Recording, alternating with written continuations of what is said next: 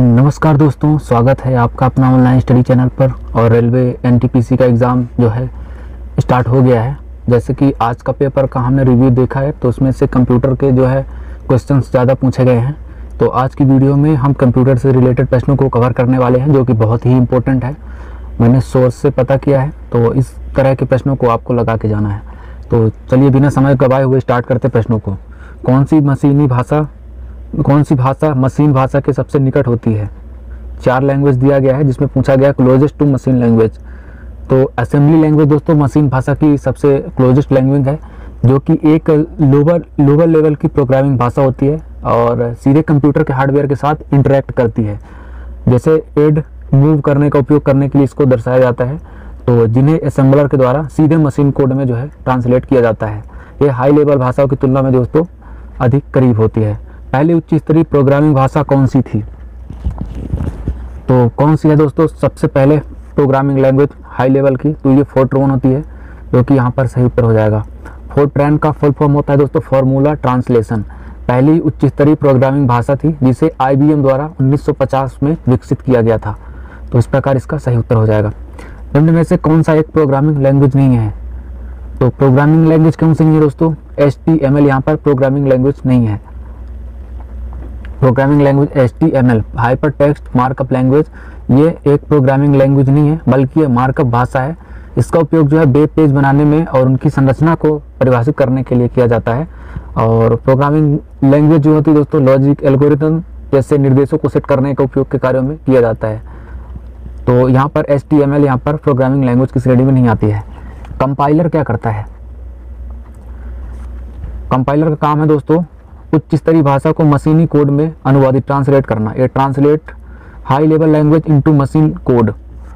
Compiler एक software होता है जो कि प्रोग्राम को उच्च स्तरीय भाषा जैसे C++, जावा, पाइथन में लिखे गए जो कोड होते हैं उसको मशीन लैंग्वेज में अनुवाद ट्रांसलेट करता है, और जो कि कंप्यूटर को समझने में काम में आता है। तो यह जो है कंपाइलर का काम होता है। हाई लेवल टू जो है मशीन कोड में कन्वर्ट करता है। कृत्रिम बुद्धिमत्ता AI के लिए कौन सी प्रोग्रामिंग भाषा प्रसिद्ध है? विच programming language is best known for artificial intelligence? तो आर्टिफिशियल इंटेलिजेंस के लिए यहाँ पर कौन सी लैंग्वेज उपयोग की जाती है? प्रोलॉग। प्रोग्रामिंग इन लॉजिक्स जो है AI के कम्युनिकेशनल लैंग्वेजिस्ट के लिए उपयोग किया जाता है, जो कि एक प्रोग्रामिंग लैंग्वेज है। हालांकि जो पाइथन, लिप्स और जावा जैसी अन्य भाषाएं भी AI में उपयोग की जाती हैं, लेकिन प्रोलॉग जो है अपनी लॉजिकल रीजनिंग और नॉलेज रिप्रेजेंटेशन की क्षमताओं के लिए इसको जाना जाता है। इसकी थिंकिंग जो है और लॉजिकल रिप्रेजेंटेशन जो है ज़्यादा अच्छी है, तो AI के लिए ये उपयोग किया जाता है प्रोलॉग लैंग्वेज। CPU किन 2 भागों से मिलकर बना होता है? तो CPU की बात करें दोस्तों तो control unit and arithmetic logic unit ALU से मिलकर बना हुआ होता है। जो कि कंट्रोल यूनिट है कंप्यूटर के सभी ऑपरेशंस को नियंत्रित करता है, और ALU के बारे में बात करें तो जैसे न्यूमेरिकल सिस्टम को जोड़ घटाना, तार्किक जैसे रीजनिंग ऑपरेशंस को करना, ये ALU का मेन फंक्शन होता है। तो CPU जो है कंट्रोल यूनिट और ALU से मिलकर बना हुआ होता है। दोस्तों यदि आप लोगों ने चैनल को सब्सक्राइब नहीं किया है अभी तक तो सब्सक्राइब कर लीजिए, ताकि अगली वीडियो की अपडेट आपके यहाँ तक पहुँचे। और वीडियो अच्छी लग रही हो तो लाइक करिएगा, कमेंट करके अपनी राय जरूर बताइएगा। किस पीढ़ी के कंप्यूटरों में माइक्रो प्रोसेसर का उपयोग किया गया था? तो माइक्रो प्रोसेसर का उपयोग कौन सी पीढ़ी के लिए उपयोग किया गया था दोस्तों? चौथी पीढ़ी के लिए उपयोग किया गया था माइक्रो प्रोसेसर का, जो कि यहाँ पर सही उत्तर हो जाएगा। इसे कहते हैं in data transmission what does bandwidth refers to? Bandwidth का मतलब क्या होता है? बैंडविड्थ का मतलब होता है दोस्तों data carrying capacity. Data carrying capacity का यहाँ पर सही उत्तर हो जाएगा। निम्न में से कौन सा एक ट्रांसमिशन मोड नहीं है? तो कौन सा मोड जो है ट्रांसमिशन का मोड नहीं है? तो मल्टीप्लेक्स यहाँ पर ट्रांसमिशन का मोड नहीं है। सिंप्लेक्स, हाफ डुप्लेक्स और डुप्लेक्स ये दोस्तों ट्रांसमिशन के ही मोड है, जबकि मल्टीप्लेक्स एक मल्टीप्लेक्सर होता है जो कई सारे सिग्नल्स को जो है एक साथ ट्रांसमिट करने का काम किया जाता है। सिंप्लेक्स मोड में डेटा किस दिशा में प्रवाहित होता है? In simplex mode data flows in which direction? तो सिंप्लेक्स मोड में दोस्तों एक ही दिशा में जो है डेटा ट्रांसमिशन होता है। और कौन सा ट्रांसमिशन डेटा को दोनों दिशाओं में उपयोग किया जाता है? तो ये दोस्तों हाफ डुप्लेक्स में जो है डेटा दोनों दिशाओं में ट्रांसमिट किया जाता है। ट्रांसमिशन के दौरान डिजिटल सिग्नल को एनालॉग और एनालॉग को डिजिटल में बदलने के लिए कौन सा उपकरण उपयोग किया जाता है? तो यह दोस्तों मोडेम होता है। मोडेम, इसका उपयोग किया जाता है डिजिटल को एनालॉग में और एनालॉग को डिजिटल में बदलने का उपयोग किया जाता है। फुल डुप्लेक्स ट्रांसमिशन में क्या होता है? तो फुल डुप्लेक्स ट्रांसमिशन में दोस्तों क्या होता है कि data flows from both simultaneously, दोनों डेटा जो है दोनों दिशाओं में एक साथ प्रवाहित होता है, जो कि यहाँ पर सही उत्तर हो जाएगा। दोस्तों आपसे रिक्वेस्ट है कि यदि आप का एग्ज़ाम हो गया है तो आप ज़रूर थोड़ा सा कोऑपरेट करिएगा, क्वेश्चंस को कमेंट बॉक्स में इधर उधर करके। एग्जैक्ट तो एनालिसिस कराना उचित नहीं होगा, लेकिन आप बता सकते हो। बॉड रेट किसे कहा जाता है? बॉड रेट क्या होता है दोस्तों? नंबर ऑफ सिग्नल यूनिट्स पर सेकंड, प्रति सेकंड सिग्नल इकाइयों की संख्या को बॉड रेट्स कहा जाता है। प्रति सेकंड सिग्नल इकाइयों की संख्या को जो है बॉड रेट कहा जाता है। MS विंडोज़ जैसे ऑपरेटिंग सिस्टम का क्या कार्य है, मुख्य कार्य क्या है? एक होता है MS ऑफिस होता है, MS विंडोज़ होता है। तो इसका मुख्य क्या काम होता है? तो यहाँ पर interface between user and hardware, उपयोगकर्ता और हार्डवेयर के बीच में जो है इंटरफेस संबंध बनाना, जो कि MS विंडोज़ जैसे ऑपरेटिंग सिस्टम का मुख्य काम होता है। Interface between user and hardware. Windows में स्टार्ट मेनू खोलने के लिए कौन सी शॉर्टकट की का उपयोग किया जाता है? मेन्यू खोलने के लिए तो कौन सी की उपयोग की जाती है दोस्तों? विंडोज़ की का उपयोग किया जाता है। शॉर्टकट की है जो कि विंडो ओपन हो जाती है वहाँ से। विंडोज़ में फाइलें किस में व्यवस्थित होती है? तो किस प्रकार से व्यवस्थित होती हैं दोस्तों? तो यह फोल्डर्स के रूप में जो है विंडोज़ में फाइल व्यवस्थित होती हैं, तो इसको आपको थोड़ा सा ध्यान रखना होगा। स्टार्ट मेनू पहली बार किस विंडोज़ संस्करण में प्रस्तुत किया गया था? तो स्टार्ट मेनू जो है किस में उपयोग किया गया था, कौन से संस्करण में? तो विंडोज़ 95 में इसका उपयोग किया गया था, जो कि यहाँ पर सही उत्तर हो जाएगा। विंडोज़ में रिसाइकल बिन का क्या उपयोग है? What is the use of recycle bin in Windows? तो विंडोज़ में जो है हटाई गई फाइलों को अस्थायी रूप से संग्रहित करना, डिलीटेड फाइल स्टोरेज करना जो है टेम्परेरी संग्रहित करके रखता है, जो कि यहाँ पर रिसाइकल बिन का उपयोग है। विंडोज़ में आधुनिक संस्करणों द्वारा कौन सी फाइल सिस्टम उपयोग की जाती है? आधुनिक संस्करणों द्वारा कौन सी फाइल सिस्टम का उपयोग किया जाता है? NTFS, new technology file system का उपयोग यहाँ पर किया जाता है, जो कि यहाँ पर इसका सही उत्तर हो जाएगा।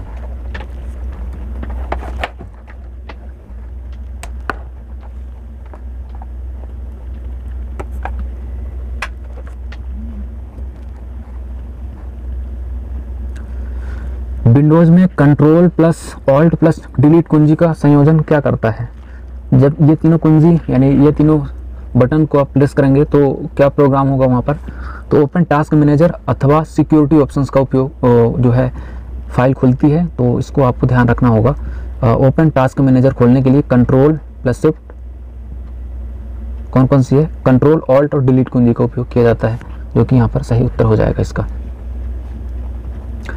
विंडोज़ में निष्पादन योग्य फाइलों का एक्सटेंशन क्या होता है? What is the extension of executable files in Windows? तो किस प्रकार की फाइल्स का उपयोग किया जाता है एक्सटेंशन के लिए? .exe का उपयोग किया जाता है।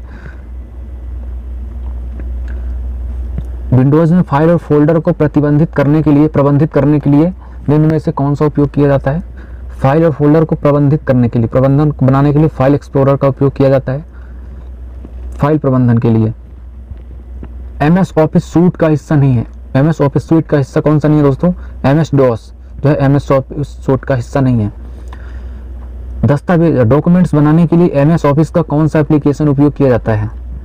मतलब डॉक्यूमेंट्स बनाने के लिए जो है कौन सा उपयोग किया जाता है? तो डॉक्यूमेंट्स के लिए MS वर्ड का उपयोग किया जाता है, जिसमें से PDF का बनाई जा सकती है, जो कि यहाँ पर सही उत्तर हो जाएगा। पावर पॉइंट तो पता होगा, PPT बनाने के लिए, प्रेजेंटेशन बनाने के लिए, एक्सेल जो है एक्सेल सीट बनाने के लिए, और MS एक्सेस तो यहाँ पर इससे रिलेटेड नहीं है। MS वर्ड जो है PDF बनाने का उपयोग किया जाता है। MS वर्ड 2010 या उसके बाद के संस्करण में वर्ड डॉक्यूमेंट का डिफ़ॉल्ट एक्सटेंशन क्या कहलाता है? तो वर्ड डॉक्यूमेंट्स का डिफ़ॉल्ट एक्सटेंशन क्या आता है दोस्तों? .docs डॉक्स जो है डिफ़ॉल्ट एक्सटेंशन है। MS ऑफिस में स्लाइड शो बनाने के लिए निम्न में से किसका उपयोग किया जाता है? स्लाइड शो यानी स्लाइड शो बनाने के लिए दोस्तों PPT का उपयोग किया जाता है, आपको पता होगा। और MS वर्ड में चयनित टेक्स्ट को बोल्ड करने के लिए कौन सी शॉर्टकट की यूज की जाती है? बोल्ड करने के लिए Ctrl+B यूज़ करेंगे। MS वर्ड में Ctrl+N का क्या कार्य है? Ctrl+N को हम प्रेस करेंगे तो क्रिएट न्यू डॉक्यूमेंट्स हो जाता है। यदि आप अभी काम कर रहे हैं वर्ड में या प्रेजेंटेशन बना रहे हो तो कंट्रोल प्लस न्यू करेंगे तो नया डॉक्यूमेंट्स बन जाएगा, खुल जाएगा, जहाँ पे आप काम कर सकते हैं। MS ऑफिस में डेटा प्रबंधन के लिए कौन सा एप्लीकेशन उपयोग किया जाता है? डेटा मैनेजमेंट के लिए कौन सा उपयोग किया जाता है MS ऑफिस में? तो MS एक्सेस का उपयोग किया जाता है वहाँ पर। जीमेल को एक्सेस करने के लिए निम्न में से कौन सा प्रोटोकॉल उपयोग होता है? तो जीमेल को एक्सेस करने के लिए कौन सा प्रोटोकॉल उपयोग किया जाता है? SMTP, IMAP और TOP का उपयोग किया जाता है। जीमेल में BCC का क्या मतलब है? तो जीमेल में जो है BCC का मतलब होता है ब्लाइंड कार्बन कॉपी, जो कि यहाँ पर जो है सेव करके रखता है कॉपी को। VPN का पूरा नाम क्या है? VPN का पूरा नाम है दोस्तों वर्चुअल प्राइवेट नेटवर्क, जो कि ब्लॉक वेबसाइट जैसे इंटरनेशनल वेबसाइट्स को जो है ऑफिशियली चलाने के लिए यहाँ पर VPN का उपयोग किया जाता है। एंटीवायरस सॉफ्टवेयर का उपयोग क्या है? उद्देश्य क्या है? तो एंटीवायरस का मेन उद्देश्य क्या है? वायरस को पहचानना और उसको हटाना, वायरस डिटेक्शन एंड रिमूवल करना यहाँ पर एंटीवायरस का मुख्य उद्देश्य है। कौन सा एक साइबर सुरक्षा जो है खतरा है? Which of the following is a cyber security threat? कौन सा साइबर सिक्योरिटी थ्रेट कौन सा है? तो मालवेयर यहाँ पर जो है साइबर सुरक्षा खतरा है, जो कि यहाँ पर सही उत्तर हो जाएगा। कंप्यूटर सिस्टम में फायरवॉल का क्या करता है? फायरवॉल क्या करता है कंप्यूटर सिस्टम में? क्या करता है दोस्तों? प्रिवेंट अनऑथराइज्ड एक्सेस, जो अनऑथराइज्ड एक्सेस होते हैं उनको प्रिवेंट करता है फायरवॉल। इसको आपको थोड़ा सा पढ़ के जाना होगा, क्योंकि ये जो है फेवरेट बना हुआ है पेपर्स में, RRB के पेपर्स में। निम्न में से कौन सा मेलवेयर का प्रकार नहीं है? Which of the following is not from A malware? कौन सा सिस्टम जो है मालवेयर का नहीं है? तो ब्राउजर जो है मालवेयर का सिस्टम नहीं है। इसके बाद जो है ट्रोजन, वॉर्म, स्पाईवेयर जो है, ये तीनों सिस्टम जो है मालवेयर कहलाते हैं। और ब्राउजर तो एक इंटरनेट ब्राउजिंग करने का उपयोग साधन है। फिशिंग क्या कहलाती है? तो फिशिंग का मतलब होता है तो fraudulent attempts to steal personal information, व्यक्तिगत जानकारी को चुराने या धोखाधड़ी प्रयास करना जो है फिशिंग कहलाती है। विंडोज कंप्यूटर को जल्दी लॉक करने के लिए कौन सी कीज का उपयोग किया जाता है? तो यदि आप किसी काम को जल्दी से लॉक करना चाह रहे हो तो विंडोज +L का उपयोग करेंगे। What is 2 factor authentication? 2FA का मतलब क्या होता है? तो चरणीय प्रमाणीकरण 2FA का मतलब क्या है? तो इसका मतलब होता है दोस्तों logging in with password and another method. Password और एक अन्य विधि का उपयोग करना जो है 2FA कहलाता है, 2 फैक्टर ऑथेंटिकेशंस। इनमें से कौन से डेटा बैकअप के लिए उपयोग किया जाता है? तो डेटा बैकअप के लिए कौन सा उपयोग किया जाता है? तो हार्ड डिस्क का उपयोग किया जाता है यूज फॉर डेटा बैकअप। तो इस प्रकार दोस्तों आज की वीडियो में हमने 50 से ज़्यादा प्रश्नों को इंक्लूड किया था, जो कि इंपॉर्टेंट है। आप रिस्पॉन्स दीजिएगा तो और अच्छे क्वेश्चन जो है और सटीक मैं लेके आऊँगा। वीडियो अच्छा लगा हो तो लाइक करिएगा, चैनल पर आए हैं और आपने सब्सक्राइब नहीं किया तो सब्सक्राइब करके जाइएगा। मिलते हैं अगली वीडियो में नए टॉपिक के साथ, तब तक के लिए जय हिंद, धन्यवाद।